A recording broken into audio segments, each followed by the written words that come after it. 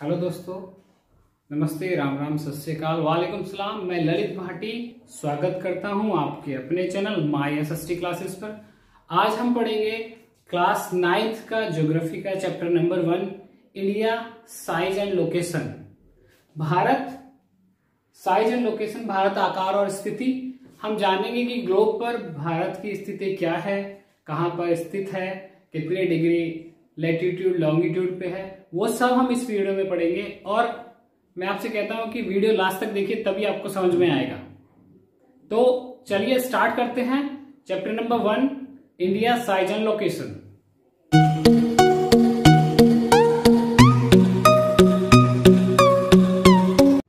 तो बात करते हैं कि भारत की लोकेशन क्या है, ग्लोब पर क्या स्थिति है, भारत कहां पर स्थित है ग्लोब पर। देखिए, भारत का लॉन्गिट्यूडनल और लैटिट्यूडनल एक्सपेंशन क्या है, ये हम जानते हैं। लैटिट्यूड 8 डिग्री 4 मिनट नॉर्थ से लेकर के 37 डिग्री 6 मिनट नॉर्थ तक है। मतलब अक्षांशीय विस्तार जो है भारत का, वो 8 डिग्री 4 मिनट नॉर्थ से लेकर के 37 डिग्री 6 मिनट है। और देशांतरीय विस्तार या लॉन्गिट्यूडनल एक्सपेंशन है 68 डिग्री 7 मिनट ईस्ट से लेकर के 97 डिग्री 25 मिनट्स तक। अब कई लोग इसमें कंफ्यूज हो जाते हैं कि नॉर्थ से नॉर्थ कैसे, ईस्ट से ईस्ट कैसे है। तो ये मैं आपको समझाता हूं।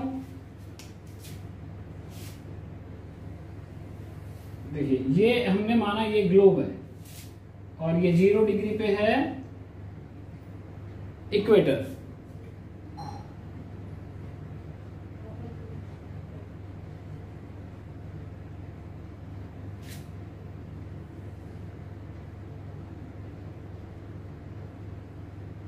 और ये 23.5 नॉर्थ पे है ट्रॉपिक ऑफ कैंसर या कर्क रेखा।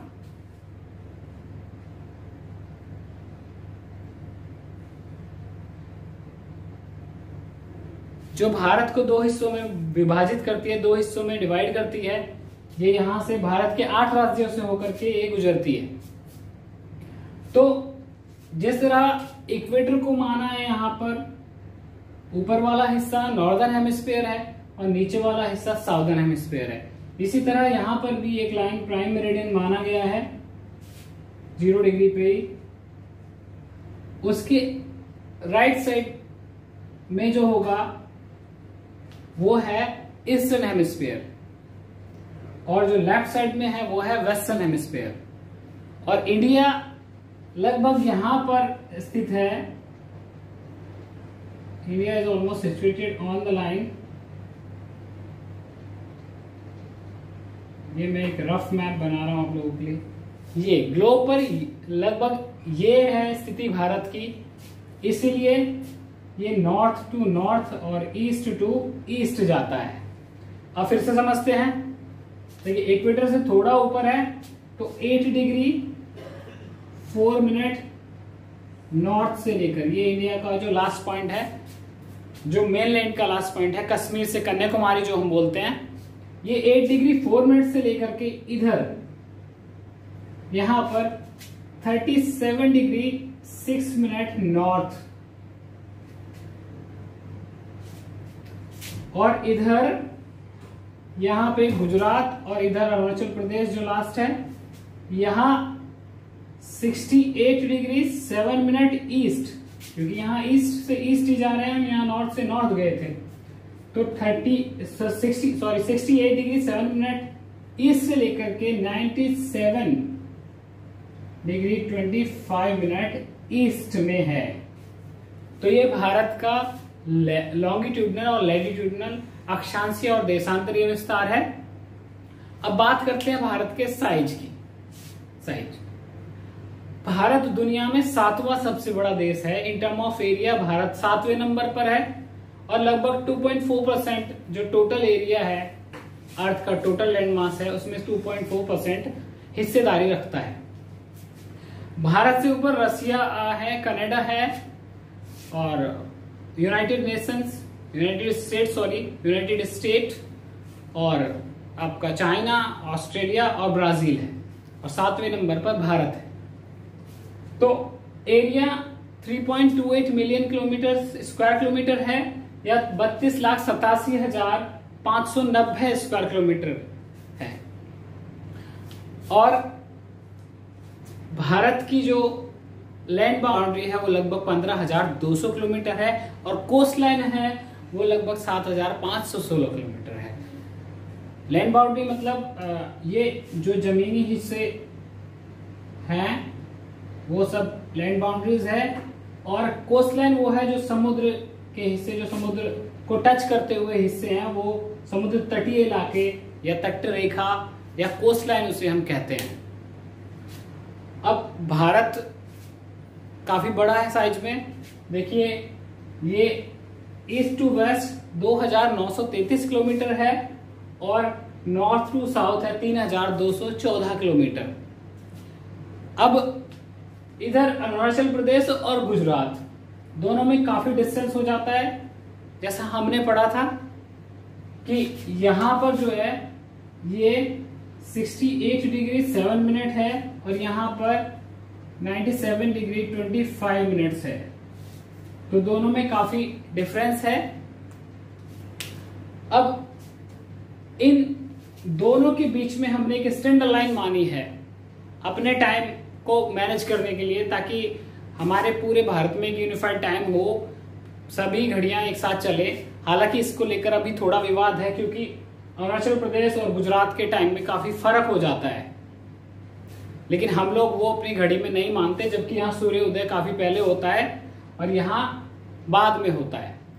खैर अभी के लिए जो है, हालांकि मैंने सुना है कुछ न्यूज आई थी पीछे कि सरकार इस पर कोई विचार कर रही है, लेकिन अभी जो हमारा स्टैंडर्ड मेरिडियन है या IST जो है वो 83.5 ईस्ट में है, जो उत्तर प्रदेश मिर्जापुर से होकर गुजरता है और इसी से सभी की घड़ियां मैच होती हैं भारत में, जो ग्रीनविच मीन टाइम से +5:30 है, मतलब 5.5 घंटे आगे है। अब बात करते हैं भारत के पड़ोसी देशों की, इंडिया एंड इट्स नेबर्स की बात करते हैं कि भारत के पड़ोस में कौन कौन से देश हैं। देखिए इधर हमारा सबसे नोटोरियस पड़ोसी कह सकते हैं, सबसे परेशान करने वाला पड़ोसी है इधर, यहां ये पाकिस्तान है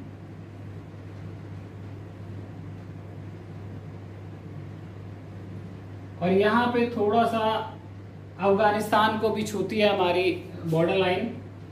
इधर चाइना है, चाइना के फिर इधर यहाँ नेपाल है, भूटान है और ये है बांग्लादेश। नीचे हमारे पड़ोस में यहाँ श्रीलंका है और इधर श्रीलंका से थोड़ा पास समुद्र में ही इधर मालदीव्स है। तो ये हैं हमारे पड़ोसी देश जो हमने अभी देखा, जो भारत के निकटतम पड़ोसी हैं, और इनमें से लगभग पाकिस्तान, अफगानिस्तान, चाइना, नेपाल, भूटान और बांग्लादेश। बांग्लादेश के बाद यहाँ पर हमारा एक और पड़ोसी है म्यांमार या बर्मा जिसे हम कहते हैं। अब पड़ोसी देशों के बाद हम बात करते हैं कि इंडिया की जो ये लोकेशन है एशिया में, साउथ ईस्ट में ये सिचुएटेड है, इसके क्या फायदे हैं या हमें बहुत पुराने समय से इसके क्या फायदे रहे हैं। देखिए जैसा कि हम जानते ही हैं, इधर इंडियन ओशियन है,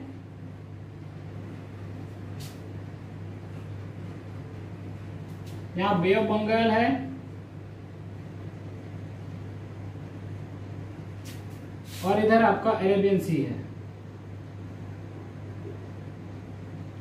अब मैं एक रफ मैप बनाता हूं। जैसे कि हम इधर बढ़ते हैं, जैसे जाते हैं, तो यहाँ पे आपका ये अरेबियन पेनिनसुला और फिर इस तरह से ये साउथ अफ्रीका है। तो यहाँ बाय लैंड हम कनेक्टेड हैं, इधर पाकिस्तान, अफगानिस्तान से ईरान, इराक और यूरोप तक भी पहले पुराने टाइम पे रास्ते रहे थे। सिल्क रूट जिसे हम बोलते थे, जो चाइना और इंडिया को कनेक्ट करता था। और अभी जो हम बात कर रहे हैं मेनली ये कर रहे हैं कि इंडिया की लोकेशन की क्या सिग्निफिकेंस है, क्या है, क्योंकि हमारे पास एक बहुत बड़ी कोस्ट लाइन है और इधर हम जाते हैं, यहाँ इधर नीचे इंडोनेशिया, जावा, सुमात्रा, फिलीपींस ये सब हैं, यहाँ बर्मा से नीचे की तरफ बढ़ते हुए, और इधर आगे जाते हैं तो जापान वगैरह है, चाइना भी है। तो बहुत पुराने समय से हमारे इन देशों के लिए सी रूट्स रहे हैं, और इधर भी अरेबियन ट्रेडर्स तो बहुत पुराने समय से आते रहे हैं और भारत के कल्चर को भी पूरी दुनिया में फैलाया है, और हमारे यहाँ भी बहुत सारे कल्चर से लोग आए हैं। तो भारत की स्थिति जो है वो बड़ी एक अच्छी जगह है, हमें ट्रेडिंग के लिए बड़ा फायदा है। हालांकि अब थोड़े विवाद हैं हमारे कुछ रूट्स को लेकर, इधर सी, साउथ चाइना सी में थोड़ा चलता रहता है चाइना के साथ, बट अभी ओवरऑल हमें ये समझना है कि हमें इस सिचुएशन का फायदा उठाना है, और उठा भी रहे हैं हम, क्योंकि व्यापार में हमने बहुत तरक्की की है। इंडिया अभी धीरे धीरे एक मैन्युफैक्चरिंग हब बनता भी जा रहा है। हालांकि अभी लॉकडाउन की वजह से हमारी इकोनॉमी थोड़ा सफर कर रही है, ऑब्वियसली पूरा वर्ल्ड ही सफर कर रहा है। तो खैर,